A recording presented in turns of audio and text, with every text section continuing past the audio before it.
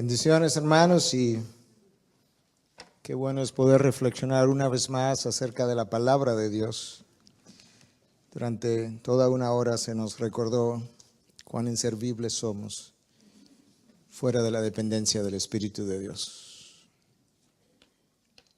Cuenta un misionero que en una ocasión él estaba observando a la distancia, una corta distancia, dos cabras de montañas, no sé si le llaman así aquí,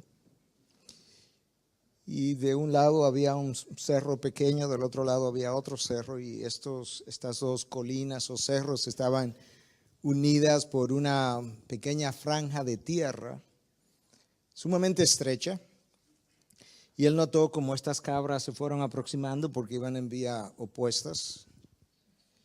Y llegaron a un punto donde se encontraron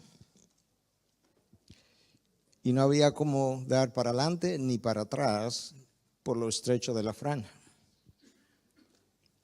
Y él estaba pensando que probablemente esas cabras se iban a involucrar en un pleito ahí con sus cachos, si le dicen así, atrapados entre ellos, y que probablemente en la lucha una o las dos caerían al precipicio porque era una franja extremadamente estrecha. Y él se quedó observando por un tiempo cómo estas cabras se observaban mutuamente, hasta que de repente él observó cómo una de esas cabras se aplastó completamente y la otra brincó por encima de ella y cada cual pudo continuar su camino. Un líder para este tiempo es el tema que se me ha asignado para esta hora.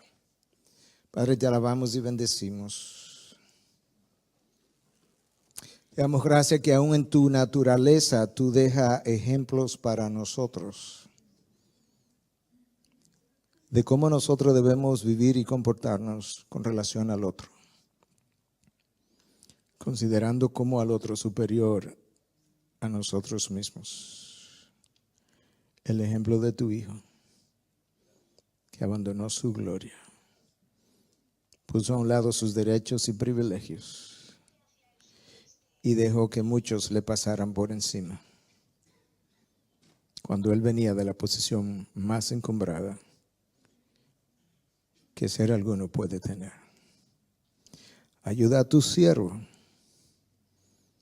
Tú conoces mejor que nosotros cuán inservible él es sin tu asistencia. Lo oímos por un buen rato, por un buen tiempo, y fue bueno para nuestras almas. Te pedimos ahora que tú ministres y que tú uses mi sermón como quieras tú, y que sea siempre mi canción, mi meta, que mi gloria seas tú. En Cristo Jesús. Amén. Amén. Yo creo que para nadie es un secreto el hecho de que nosotros estamos viviendo tiempos muy difíciles. En los últimos 10 o 15 años hemos experimentado cambios monumentales que quizás hace poco tiempo atrás no nos hubiésemos imaginado que ocurrirían en tan poco tiempo y de una forma tan radical. Raramente las cosas que ocurren en la sociedad dejan de afectar a la iglesia, si es que alguna vez eso ha ocurrido. De hecho, aún en los tiempos de la Reforma, los tiempos habían comenzado a cambiar y el poder político y religioso había comenzado a ser cuestionado ya por la misma sociedad, de tal forma que ese clima en la sociedad le favoreció al movimiento de la Reforma. Sin embargo, hoy en día los vientos soplan contrarios a lo que es la dirección de la iglesia. Yo creo que la iglesia siempre se ha visto amenazada por diferentes corrientes. Aún después de grandes triunfos, como fue el triunfo de la Reforma, tiempo después tuvo que enfrentarse ese movimiento nuevo protestante al movimiento de la modernidad que trataba de reemplazar a Dios y poner la fe en Dios, reemplazar la fe en Dios por la fe en la ciencia. Y nosotros hoy estamos enfrentando probablemente la amenaza más seria que hayamos experimentado en la historia de la civilización con esta revolución moral en medio de la cual nos encontramos, donde hay una redefinición de lo que es el matrimonio. Hoy mismo, lamentablemente, nos despertamos a la noticia de que la Suprema Corte de Justicia había aprobado el matrimonio del mismo sexo en Estados Unidos, dándole derecho a todos los ciudadanos en los 50 estados para poder obtener un matrimonio contrario a la. La redefinición de los sexos es parte de esa revolución sexual. La pérdida de la dignidad de la vida. Esta semana, hace apenas 3 días, escuchaba cómo en Holanda las leyes ya se preparan para que un niño de cualquier edad que esté sufriendo de una enfermedad terminal pueda pedir su eutanasia. 5 años, 7 años, 10 años, no importa su edad. Si sufre de una enfermedad terminal y tiene un dolor que ese niño considera insoportable, él tendrá el derecho pronto de pedir su propia eutanasia. No hay duda de que nosotros estamos viviendo tiempos difíciles. Y menciono todo esto porque el título que se me ha pedido, o el tema que se me ha pedido enfocar, es justamente un líder para un tiempo como este. Y yo creo que lo que yo acabo de mencionar es simplemente la punta del iceberg. Todo lo que viene es masivo y viene a una gran velocidad.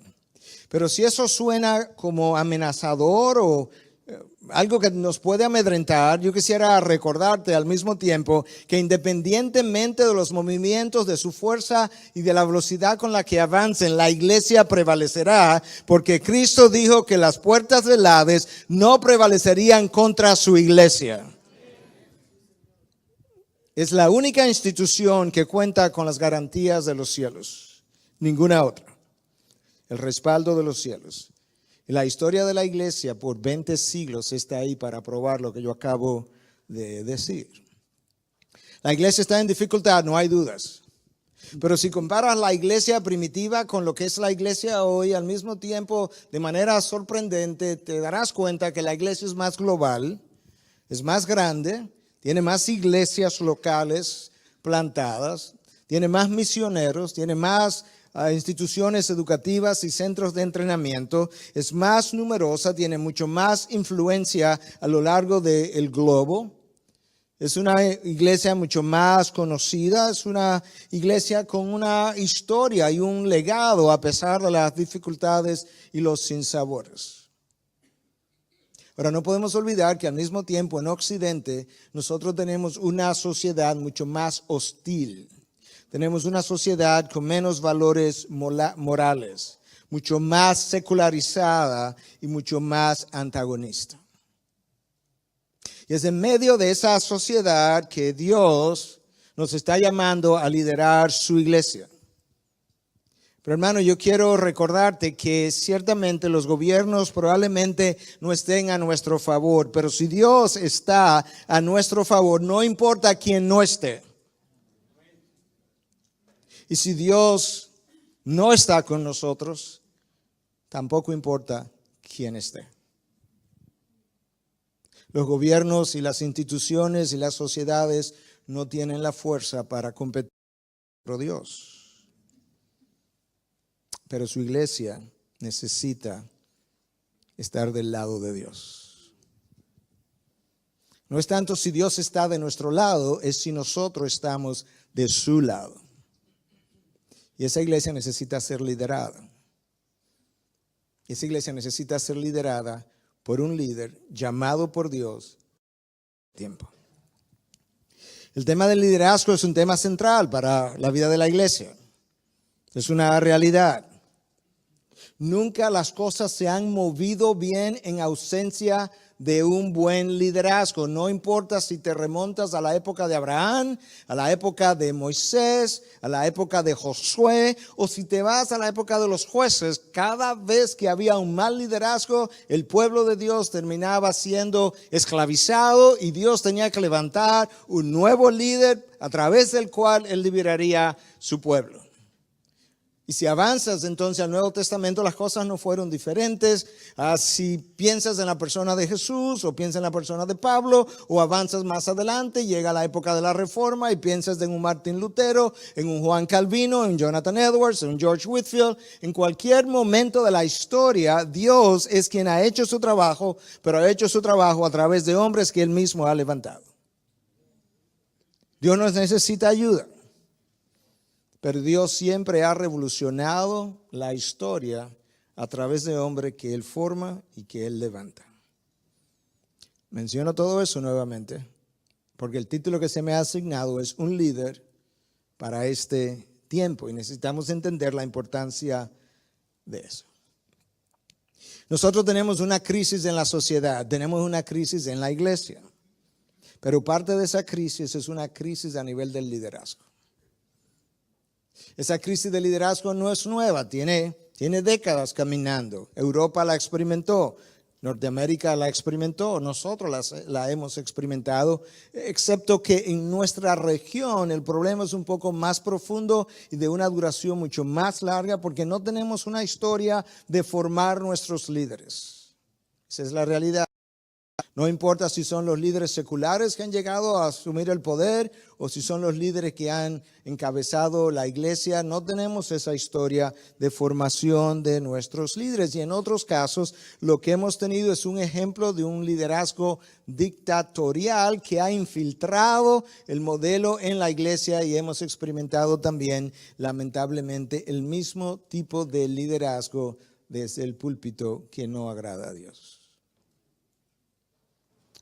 Esa es la introducción de mi mensaje, pero yo creo que en un tiempo de profetas y apóstoles que abundan, se hace necesario considerar un tipo de liderazgo diferente al que estos hombres casi intocables han exhibido. Y para eso yo quiero leerte un texto de la palabra que está en la primera carta de Pedro, capítulo 5. Los primeros 5 versículos para exponer este texto y a la vez usarlo para traer algunas cosas que nos permitan entender nuestros tiempos.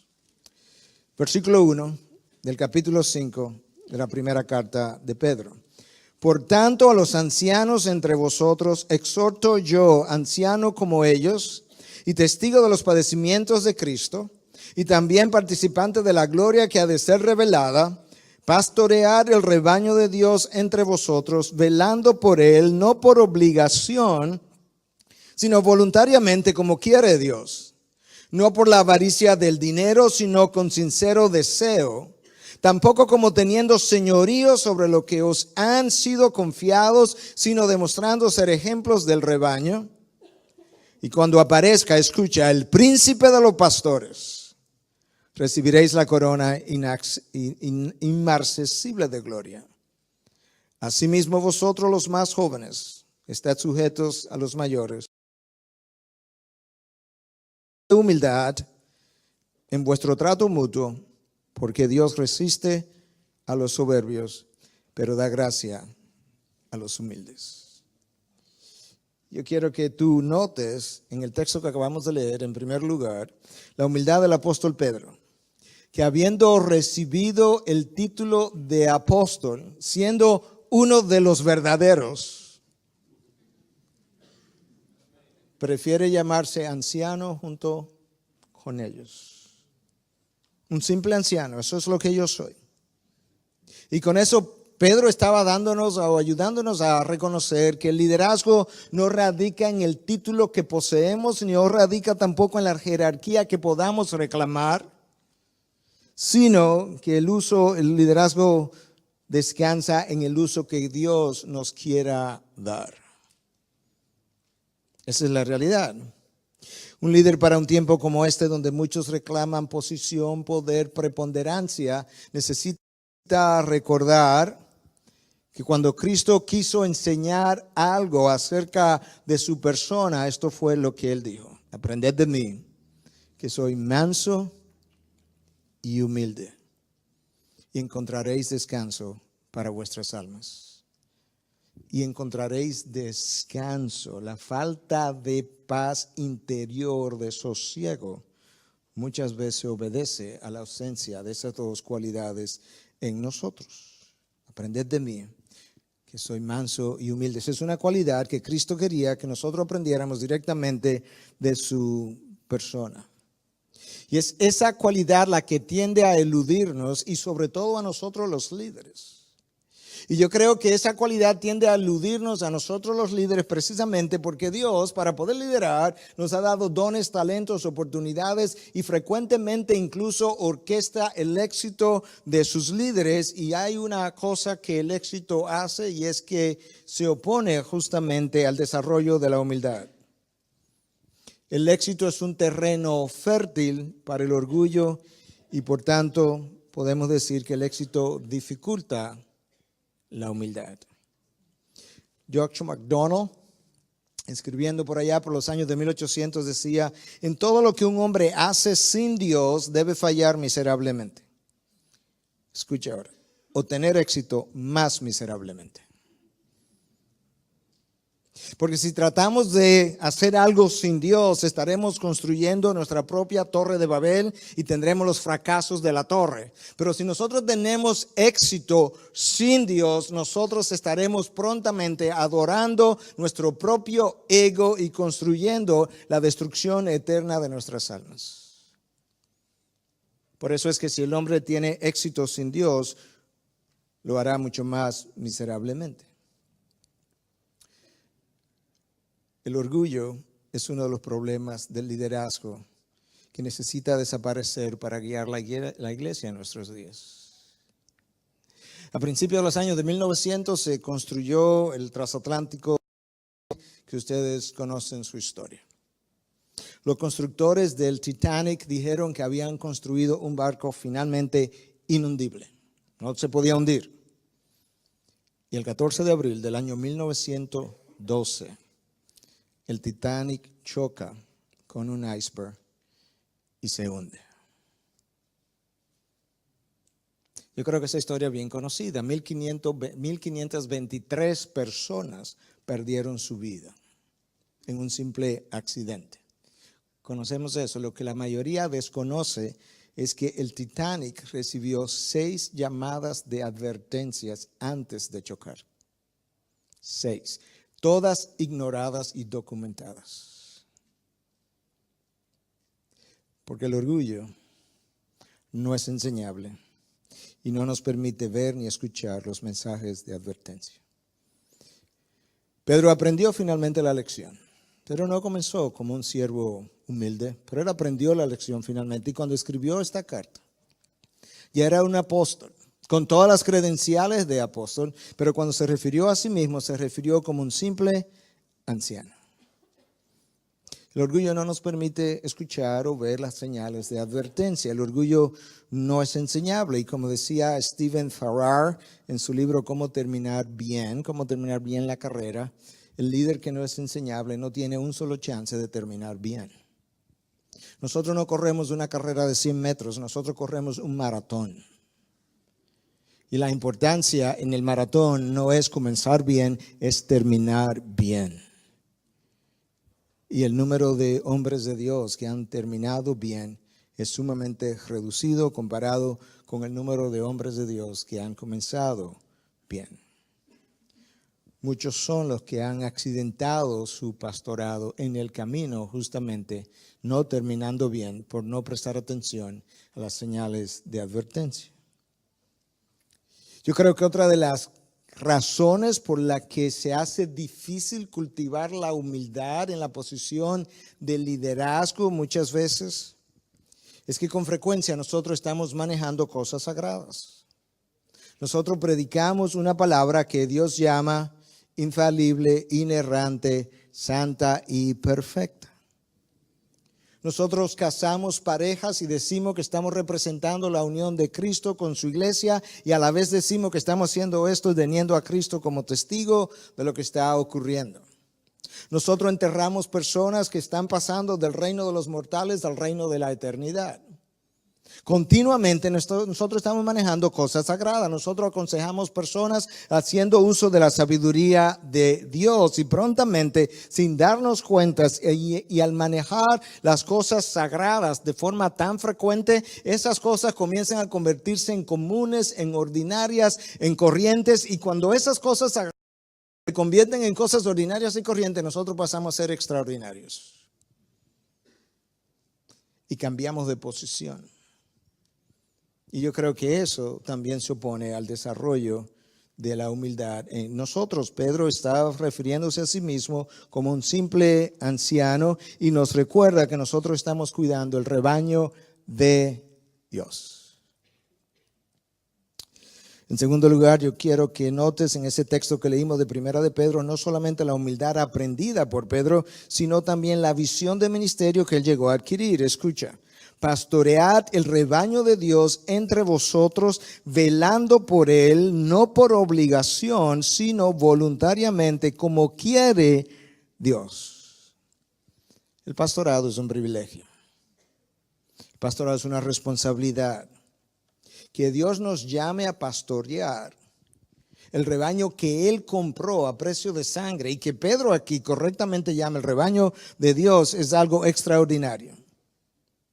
Velar por el rebaño que el Padre le hizo, el regalo que el Padre le hizo al Hijo, una humanidad redimida para que lo adore por el resto de la eternidad, y que en el interín Dios le encomiende esa humanidad redimida a pastores, seres humanos como tú y como yo. Es una encomienda extraordinaria.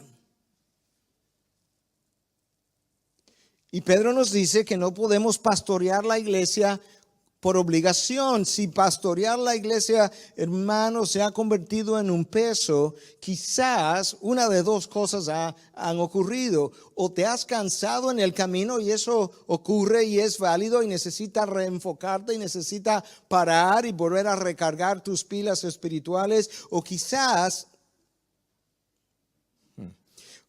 no he sido llamado. Pero no podemos ejercer el pastorado por obligación, sino, escucha lo que Pedro vuelve a recordarnos, sino voluntariamente, como quiere Dios. Esa frase no está ahí de manera accidental, como Dios quiere. Que pastoree el rebaño de Dios. Esa frase es importante también, porque a través de ella Pedro nos recuerda, no son nuestras ovejas, son las ovejas de Dios. Nosotros frecuentemente reclamamos como nuestro lo que no es nuestro.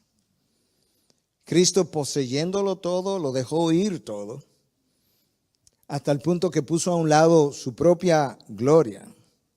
Nosotros tendemos a empuñar lo que le pertenece a Dios. Cristo abrió su puño y dejó ir lo que a Él correctamente le pertenecía. Nosotros decimos que Dios es el dueño del cielo y la tierra, pero luego nosotros actuamos como si Él fuera el administrador y nosotros los dueños. Hermanos amados, nosotros no somos dueños del ministerio. El ministerio le pertenece a Dios. Y quizás esta frase de un pastor conocido nos puede ayudar. Él dice, el ministerio ocurre cuando recursos divinos llenan necesidades humanas a través de vasos amorosos para la gloria de Dios. El ministerio ocurre cuando recursos divinos fluyen a través de vasos amorosos para llenar necesidades humanas, pero para la gloria de Dios. Eso nos da a nosotros una idea de qué es el ministerio, cómo ocurre, cómo fluye. Ciertamente cuando del ministerio se trata, cada uno de nosotros estamos en bancarrota porque no tenemos los recursos que se requieren para ministrar al alma humana. Nosotros no tenemos eso. El pastor Sugel Michelet nos recordó una y otra vez cuán inservibles somos si no descansamos y dependemos de la persona del Espíritu de Dios, porque para ministrar al alma humana yo requiero del Espíritu Santo que mora en nosotros y que se hace vivo en nosotros, por así decirlo. Nos llena a plenitud en ocasiones para ministrar al pueblo que Dios compró con su propia sangre. Tenemos que recordar quién Dios es y quiénes somos nosotros. Hay un pastor norteamericano, Brown, ya tiene cierto. Él suele decir cosas de una manera un tanto chocante y en una ocasión él envió una carta a algunos de aquellos que le seguían y yo recibí una de esas cartas y él decía lo siguiente, escucha, muchas veces nosotros somos tan críticos de nosotros mismos que nos sentimos como basura, pero en muchas otras ocasiones nos llegamos a creer que Dios debiera ser un espacio para nosotros ocupar el cuarto lugar dentro de la Trinidad. Se nos olvida que todo es de Él, por Él y para Él. Hermanos, no tenemos nada y lo empuñamos todo. Cristo lo tenía todo y lo desempuñó hasta quedar sin nada. Ese es el ejemplo que Cristo nos ha dejado. ¿Recuerdan el ejemplo de las cabras? Aquella que se aplastó no reclamó su derecho, no reclamó su lugar. No reclamó haber llegado primero a aquel lugar, sino que simplemente descendió hasta el terreno y permitió que la otra pasara por encima. Todas aquellas cosas que reclamamos nos hacen sentir importantes. Por eso no lo cedemos, porque si lo cedemos a otro, nos vemos sin importancia, y si nos vemos sin importancia, nos vemos sin propósito, sin sentido, sin significado, y eso nos llena de temor. Decía la hija de Lyndon Johnson, cuando su padre murió, el problema con mi papá fue que si él iba a una boda, él quería ser la novia. Y si él iba a un funeral, quería ser el cadáver. Porque él quería estar siempre en el centro de la atención. Cuando Cristo vino, Cristo encendió todas las luces sobre el Padre todo el tiempo. Nosotros queremos las luces encendidas sobre nosotros y no nos sentimos bien cuando la encienden sobre otro. Porque si no van a estar sobre nosotros, que la apaguen. Pero ese no es el ejemplo que el Señor Jesucristo nos dejó y eso no es a lo que Pedro nos está llamando aquí a través del Espíritu que inspiró estas palabras. Recuerda las palabras de Cristo. Padre, glorifica a tu Hijo para que Él te glorifique a ti. Padre, yo no quiero ninguna gloria para quedarme con ella. Yo quiero que me glorifiques para devolverte a ti la gloria. Y de esa misma manera nosotros debiéramos pensar como pastores del rebaño de Dios. En tercer lugar, yo quiero que notes no solo la actitud de humildad que Pedro había desarrollado y la visión de ministerio, sino también la motivación ministerial que había desarrollado. No por la avaricia del dinero, sino con sincero deseo. Hermanos, en medio de la peor apostasía que yo pueda identificar en la historia de la iglesia, yo no creo que es muy difícil probar esto. Nosotros estamos en medio de una apostasía extraordinaria. Siempre ha habido apóstatas y siempre ha habido movimientos apóstatas a lo largo de la historia. Pero nunca ha habido, que yo tenga conocimiento, un movimiento apóstata que haya afectado los 5 continentes y que haya infiltrado prácticamente todas las denominaciones, como es la apostasía en medio de la cual nosotros nos encontramos. El evangelio de la prosperidad ha penetrado todo el globo terráqueo. El continente africano entero está bañado por él. Latinoamérica entera está bañado por él. Asia tiene representación del movimiento del evangelio de la prosperidad. Y ahora denominaciones tradicionales como en Estados Unidos, por lo menos, no sé qué está ocurriendo en Latinoamérica en estas denominaciones, pero episcopales y anglicanos y porciones grandes de la denominación presbiteriana adoptando, abrazando el movimiento de GLBT o homosexuales, bisexuales, lesbianas y transexuales. En medio de esa apostasía enorme, en medio de la cual nosotros nos encontramos con un exponente principal del evangelio de la prosperidad, yo creo que se hace necesario recordar este texto de Pedro, no por la avaricia del dinero, sino con sincero deseo. Hace apenas unas semanas el pastor Creflo Dollar de Estados Unidos solicitaba donaciones por $65 millones para comprarse un jet privado de manera que él no tuviera que andar en líneas aéreas. Jesús andaba en un burrito. Algunos hoy andan en jets privados. Pero el Evangelio de la Prosperidad es el ideal para esta generación materialista, con hambre de poder, con deseos de alcanzar éxito independientemente de Dios, y para una generación que no sabe lo que es la gratificación retardada. Lo quiero ahora, quiero lo que quiero y lo quiero ahora, no puedo esperar. Lo extraordinario de este Evangelio, que este Evangelio te dice, no solamente que tú puedes ser rico, sino que tú tienes que ser rico, y sobre todo en nombre de Cristo. ¿Te imaginas lo apetecible que eso es? El dinero es apetecible prácticamente para cada ser humano, pero ahora las riquezas acumuladas las puede tener en nombre de Cristo, bendecidas por Cristo. ¿Te imaginas eso? Yo creo que Salomón tendría mucho que decirnos a nosotros como generación. Escucha sus palabras cuando él escribió el libro de Eclesiastés, recordándonos que porque yo acumule más cosas no implica que yo voy a tener mucho más satisfacción. Las cosas acumuladas no traen felicidad acumulada al hombre. Escucha las palabras de Salomón cuando él escribe en Eclesiastés 5, versículo 10 al 12. El que ama el dinero no se saciará de dinero, y el que ama la abundancia no se saciará de ganancias. También esto es vanidad. Cuando aumentan los bienes, aumentan también los que los consumen. Así pues, ¿cuál es la ventaja para sus dueños? Sino verlos con sus ojos. Dulce es el sueño del trabajador, coma mucho o coma poco, pero la hartura del rico no le permite dormir.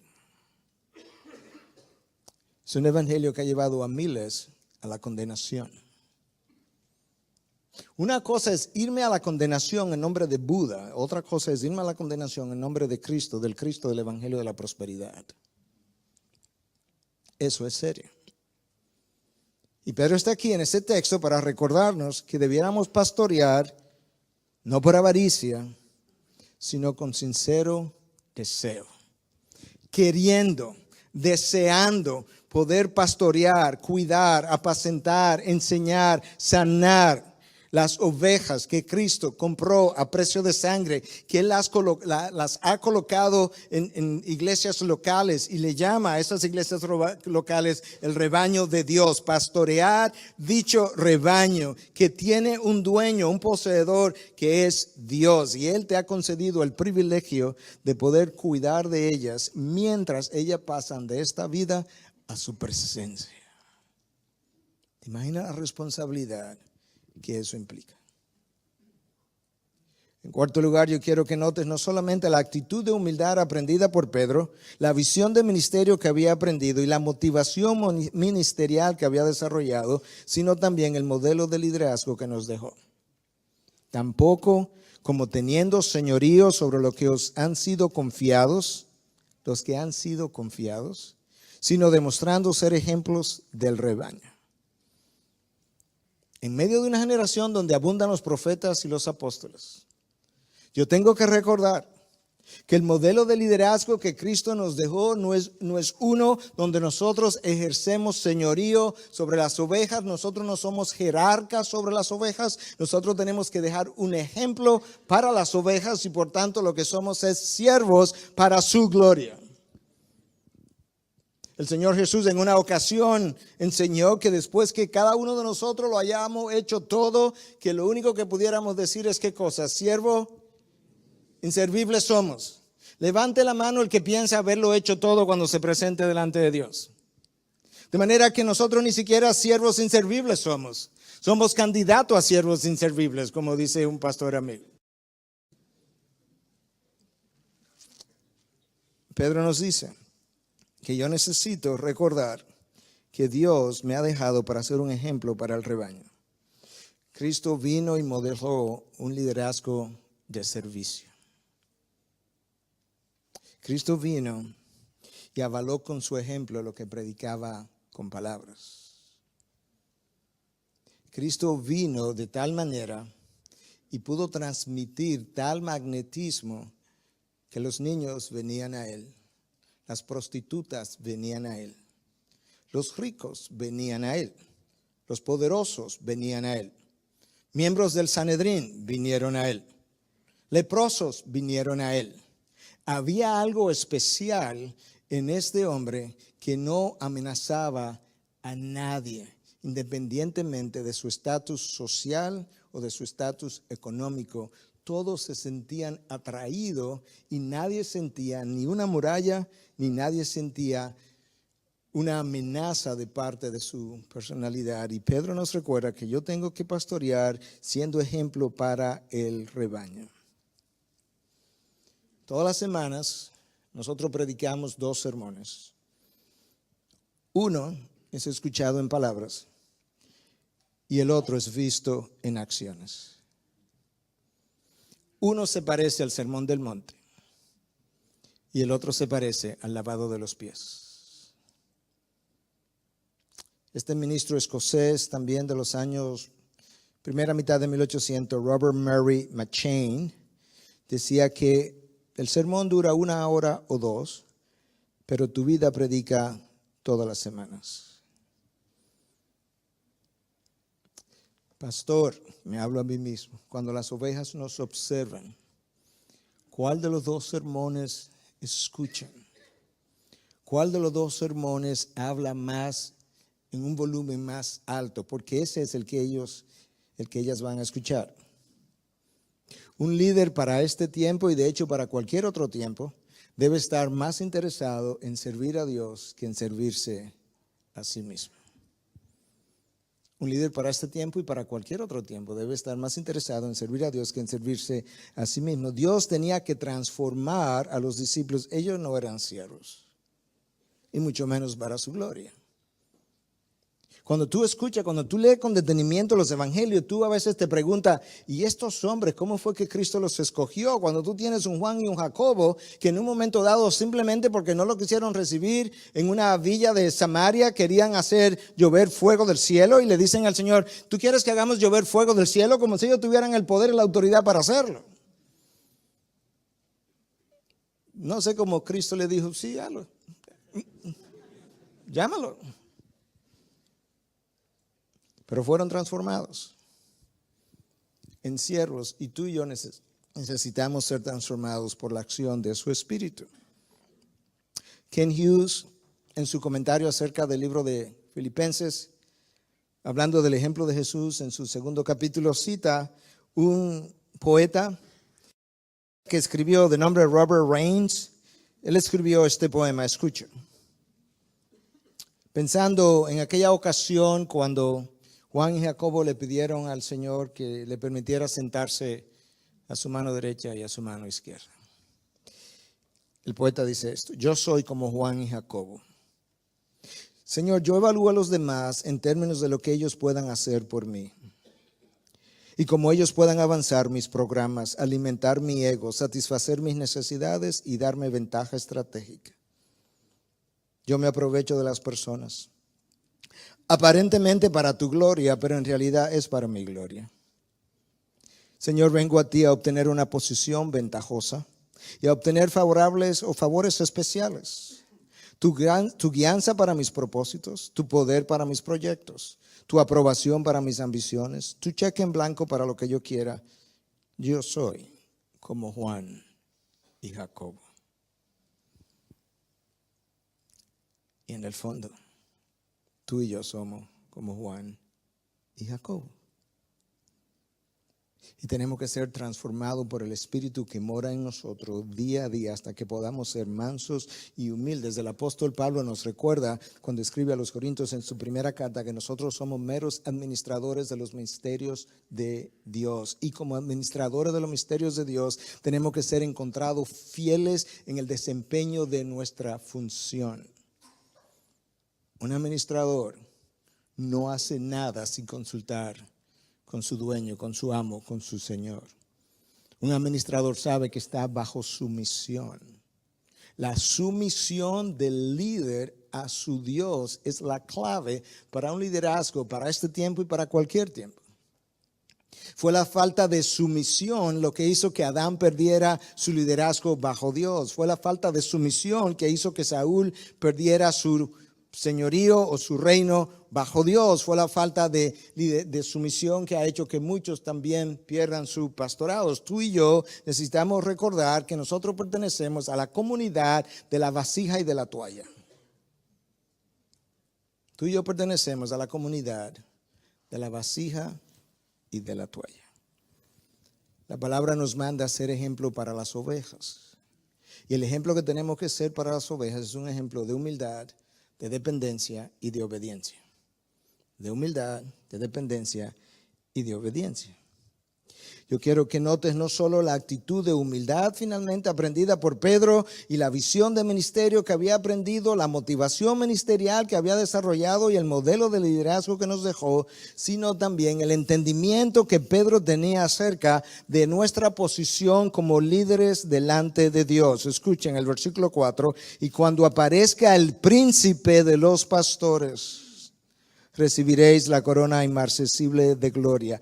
El príncipe de los pastores. Pedro entendía perfectamente bien cuál era su posición, cuál era la posición de Cristo, cómo él era el príncipe y ellos eran simplemente, nosotros somos simplemente pastores, siervos, administradores de aquel que es llamado príncipes. No podemos olvidar en ningún momento que nosotros fuimos creados para su gloria, fuimos salvados para la alabanza de la gracia de su gloria o la gloria de su gracia, según Pablo nos dice en el capítulo 1 del libro de Efesios. Muchos de los líderes de la iglesia hoy tienen ideas muy grandes acerca del hombre, ideas muy pequeñas acerca de Dios. ¿Sabe cuál es el resultado de tener una idea agrandada del hombre y una idea empequeñecida de Dios? Que ejercemos señorío sobre las ovejas. Que es justamente lo que Pedro nos dice por inspiración del Espíritu, que no debemos hacer, que no podemos hacer. Nuestra generación necesita recobrar otra vez la magnitud, la grandeza, la majestad de nuestro Dios. En la época de la Reforma, Lutero mantenía intercambio por carta con Erasmo, un humanista de su época. En una ocasión le escribe y le dice: Erasmo, tus pensamientos de Dios son demasiado humanos. Hablar contigo, le escribe, es como colocar, voy a usar una palabra más refinada, estiércol en bandeja de plata. Si hay algo que el movimiento de la Reforma supo hacer bien, fue exactamente colocar a Dios en el centro y elevar a Dios en su trono y poder nosotros hablar, predicar y poder develar lo que es la majestad y la gloria de ese Dios. Lamentablemente en nuestros días ese hombre se ha crecido haciendo todo lo opuesto de lo que Pedro nos llama a hacer. Y cuando tú haces crecer al hombre, tú tienes que humanizar a Dios y empequeñecerlo y bajarlo de su trono. Y un Dios pequeño hace dos cosas: engrandece al hombre y crea una pequeña impresión. Muchas veces las ovejas no están viniendo a recibir el pasto porque el Dios presentado es demasiado pequeño para impresionar su mente y su corazón para hacerlos regresar. Tú y yo tenemos una responsabilidad enorme, de tal forma que la gente pueda irse y querer regresar, porque el impacto que la palabra de Dios hizo en su mente y en su corazón fue tal que ellos se fueron sedientos por más palabra. Y eso requiere tiempo en la presencia de nuestro Dios. La gloria de Dios tiene que retornar al púlpito de nuestros días. Un líder para un tiempo como este.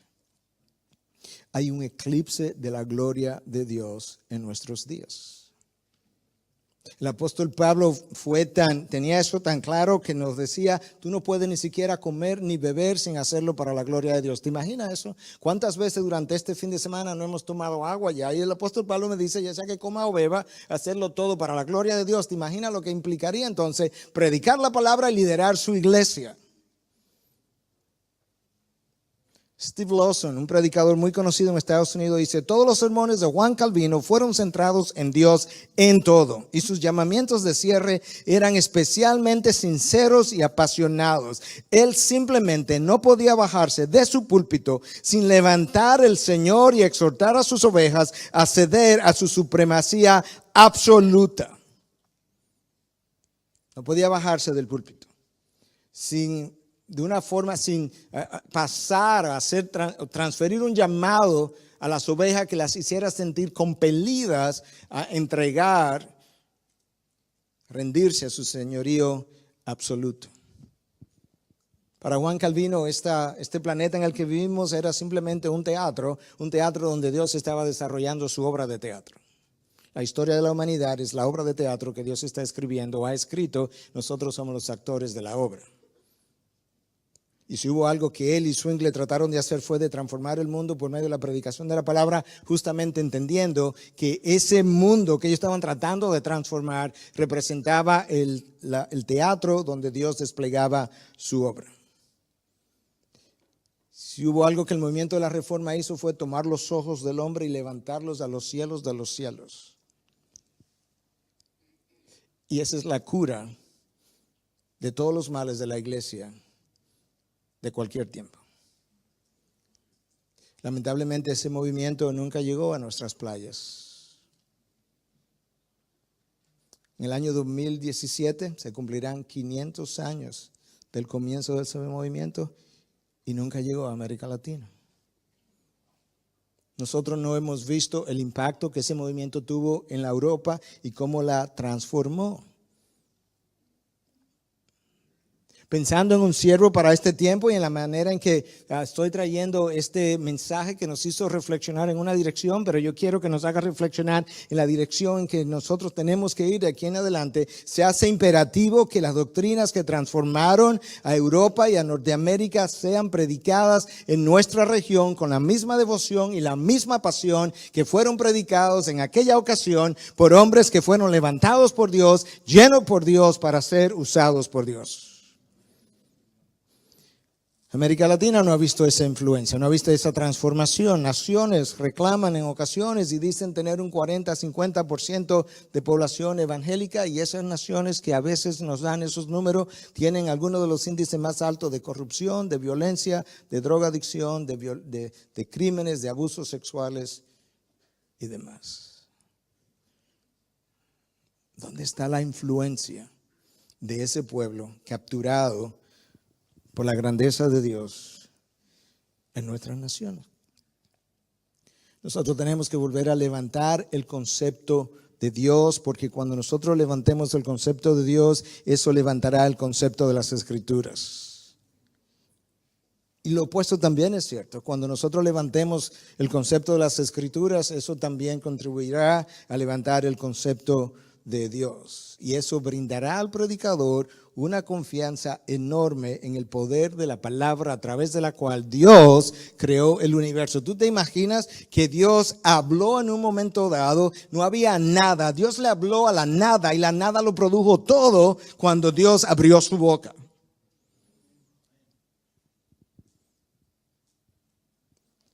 John Frame es un teólogo muy conocido. Él dice: Dios no hace nada que no sea a través de su palabra. Él sostiene todo el universo por medio de su palabra. ¿Cómo no vamos nosotros entonces a nutrir nuestros púlpitos con esa palabra?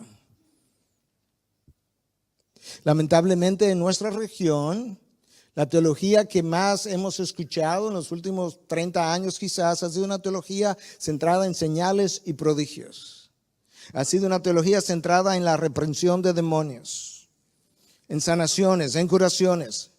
La enseñanza del movimiento de la superfe, proclámalo y recíbelo. Y ahora más últimamente el movimiento del evangelio de la prosperidad. Un líder para esta época tiene que levantarse en los púlpitos de nuestras naciones con la palabra en la mano, predicar la palabra para contrarrestar toda la influencia dañina y toda la enfermedad que todo ese movimiento ha traído sobre la iglesia de Dios. Y nosotros entonces veremos a Dios obrar. Todo eso es resultado de una teología centrada en el hombre. Dios salva al hombre en primer lugar para su gloria. Como beneficio, el hombre recibe salvación. Pero Dios dice a través del profeta Isaías, de todo hombre a quien yo he creado, a quien yo he llamado, a quien he creado, a quien he llamado para mi gloria.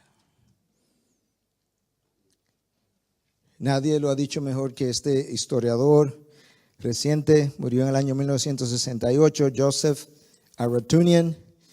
Dice, antes la religión estaba centrada en Dios. Antes todo lo que no era propicio para la gloria de Dios era infinitamente malvado. Ahora lo que no es propicio para la felicidad del hombre es malo, injusto e imposible de atribuir a la divinidad. Antes el bien del hombre consistía en última instancia en glorificar a Dios. Ahora la gloria de Dios consiste en el bien del hombre. Eso es utilitarismo y pragmatismo en su máxima expresión. Dios rehúsa ser usado.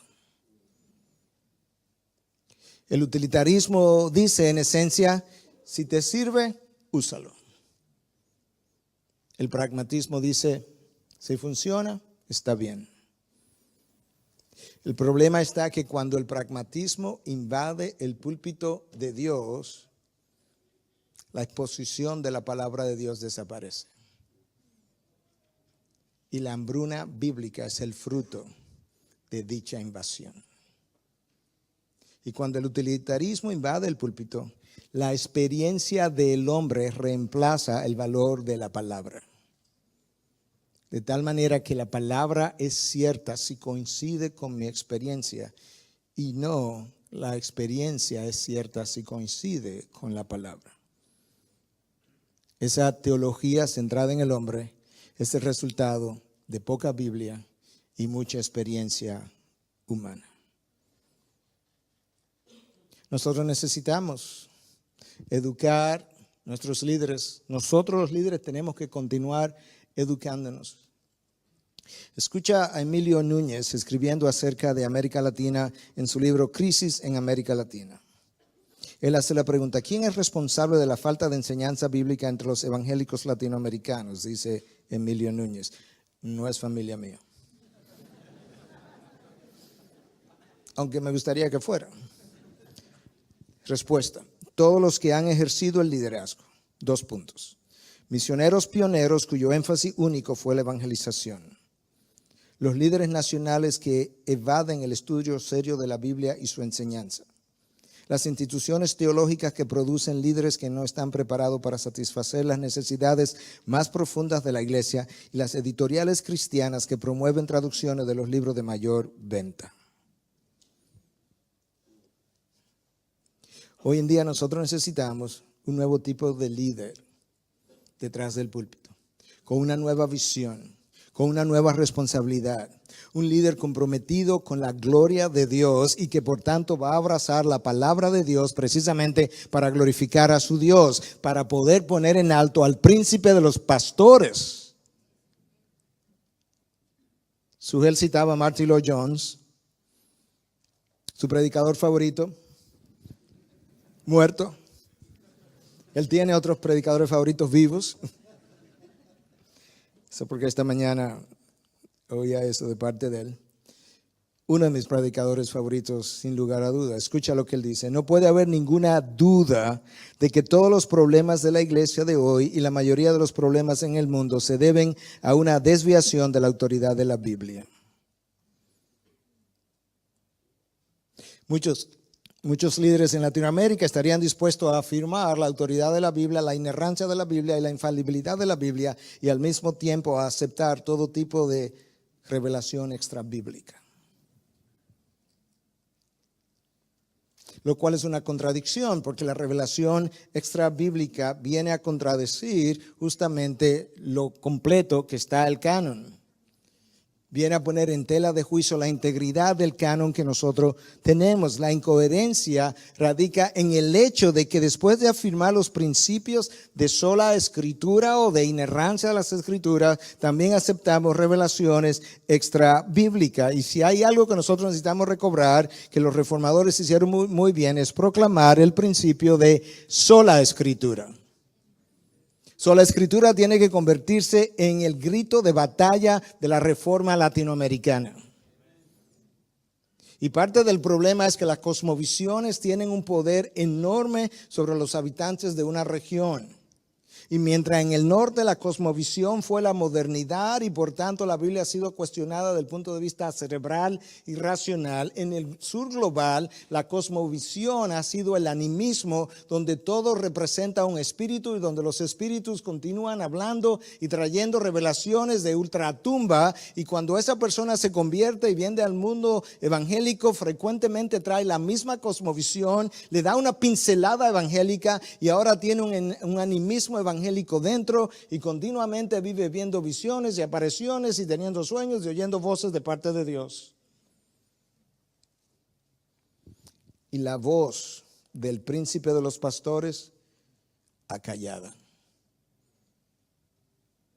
Pero yo tengo esperanza. Yo tengo esperanza porque hay una nueva generación que se está levantando. Hay una generación que se está levantando que cree en la autoridad de las Escrituras. Hay una generación que está empuñando el principio de sola escritura. Hay una generación que se está levantando y empuñando el principio de solo a Dios la gloria. Y nosotros tenemos que continuar avanzando y nosotros necesitamos establecer la Biblia como la única fuente de autoridad en materia de fe y práctica. La única fuente de autoridad para el hombre. La Biblia es la autoridad que define al hombre. La Biblia es la autoridad que determina lo que el hombre es. Nosotros no determinamos lo que ella es. Ella nos interpreta a nosotros no la interpretamos a ella. Latinoamérica necesita pastores y líderes y misioneros que se aferren a esa convicción, dispuestos a proclamar todo el consejo de Dios. Nosotros necesitamos esta palabra porque, como dice John Frame, ella es una continuidad con Dios mismo.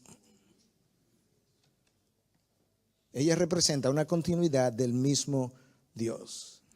De ahí el llamado de Pablo a Timoteo, que se preocupe por presentarse como un obrero que no tiene nada de qué avergonzarse, que maneja con precisión la palabra de verdad.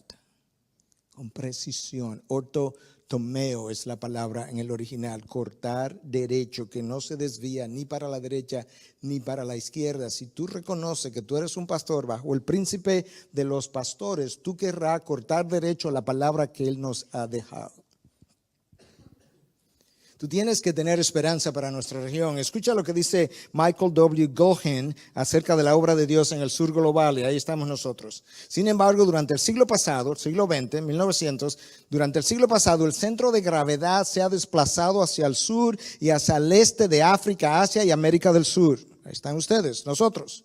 Mientras que la gran mayoría de los cristianos vivían en Occidente cuando comenzó el movimiento misionero moderno, hoy tal vez hasta 2/3 a 3/4 partes de los cristianos del mundo viven en lugares fuera de Occidente. Como resume Philip Jenkins, la era del cristianismo occidental ha pasado en nuestras vidas y el día del cristianismo sur está amaneciendo. El año 1980 fue un año decisivo en la historia del cristianismo porque sucedieron dos cosas, dice Gohan. El número de cristianos no caucásicos superó el número de cristianos caucásicos por primera vez en la historia. Esto parece ser la hora de nuestra región. Y en medio de la hora de nuestra región, nosotros necesitamos una generación que esté dispuesta a tomar el principio de sola escritura, ponerla en alto, el principio de solo a Dios la gloria, enarbolar esas dos banderas y comenzar a predicar desde los púlpitos pensando en un Dios grande, alto y sublime, cuyas orlas llenan el templo, y nosotros como siervos y líderes debajo de su señorío, que estamos aquí debajo para una sola cosa, y es proclamar la gloria de su nombre, hacer su nombre famoso. El principio de sola escritura eliminaría toda revelación extra bíblica. El principio de sola escritura callaría a todos aquellos que dicen así dice el Señor cuando el Señor no ha hablado. Sola escritura es una frase corta, pero tiene implicaciones masivas detrás. Sola escritura protege la revelación de Dios, protege la gloria de Dios y protege al pueblo de Dios. Déjame decir eso otra vez. Sola escritura protege la revelación de Dios, la gloria de Dios y el pueblo de Dios. Sola escritura es lo que va a garantizar que nosotros pasemos a la próxima generación el mismo evangelio que nosotros hemos recibido. ¿Y cuál es ese evangelio? Que Cristo murió por nuestros pecados según las escrituras y que resucitó al tercer día según las escrituras. Lo hablamos ayer y lo definimos ayer. La escritura es lo que va a hacer que nosotros podamos ser fieles a la misión que Dios nos ha encomendado. Nosotros somos embajadores de Cristo y la iglesia es la embajada del reino.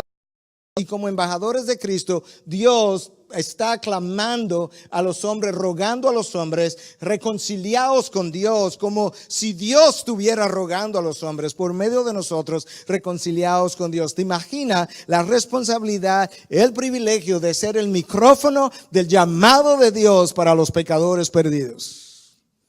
Embajadores de Cristo. Un embajador, cuando va en una misión, asegura entender bien lo que el presidente que le envía quiere que se comunique para no cambiar el mensaje.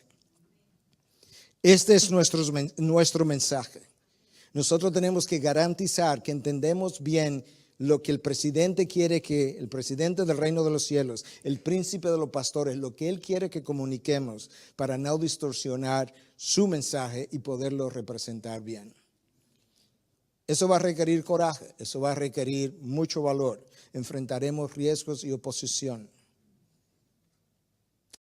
Nunca ha estado sin enfrentar riesgos y oposición.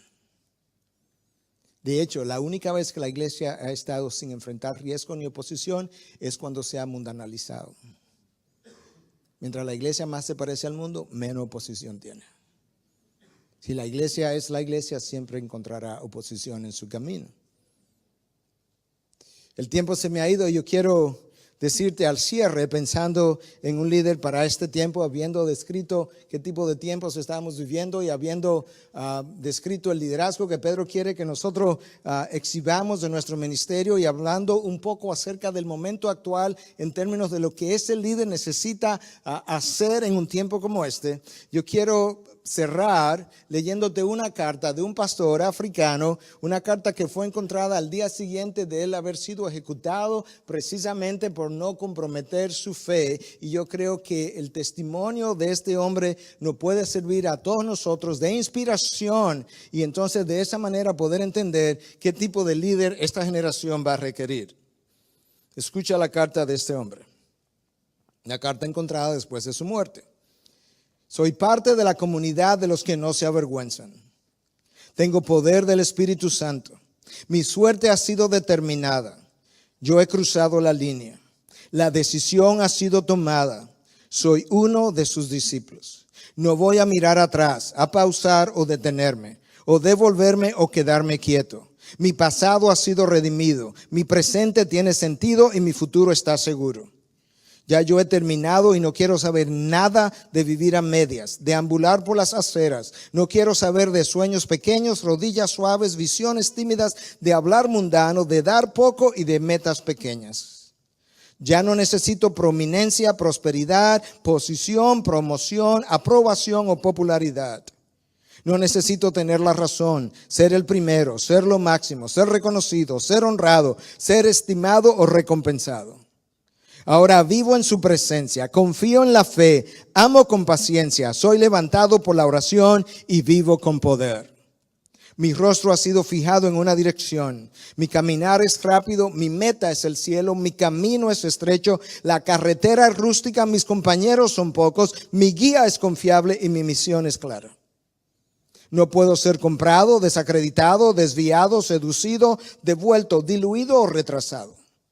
No pestañearé frente al sacrificio. No dudaré en la presencia de la adversidad. No negociaré en la mesa de mis enemigos. Ni codiciaré la popularidad, ni daré vueltas en medio de la mediocridad. No me rendiré, ni callaré, ni pausaré, ni me cansaré hasta que haya predicado, orado, pagado, acumulado por la causa de Cristo. Soy un discípulo de Jesús. Tengo que seguir hasta que Él venga, dar hasta que me caiga, predicar hasta que todos conozcan y trabajar hasta que Él pare. Y cuando Él venga a recoger los suyos, Él no tendrá problemas en absoluto en reconocerme. Mis colores serán claramente visibles. Padre, gracias te damos por hombres como este pastor que dio su vida en aras del reino. Padre, nosotros existimos por causa del reino y el reino por causa del rey. Permite que en Latinoamérica, en este Temuco de Chile, se levante una generación dispuesta a ensanchar las fronteras de tu reino por medio de tu poder y a través del uso de tu palabra, para la gloria de tu nombre. Permite que eso mismo ocurra a todo lo largo y ancho de Latinoamérica. Gracias por el privilegio de ser usado por ti. Donde hayamos fallado, Dios, perdónanos. Donde hayamos pecado, perdónanos. Pero queremos volver a ser usados. Lo único que queremos ser es un siervo para tu gloria. Ayúdanos, Dios, porque no lo podemos ser sin la presencia y la llenura de tu Espíritu. En el nombre de Cristo te lo pedimos. Amén.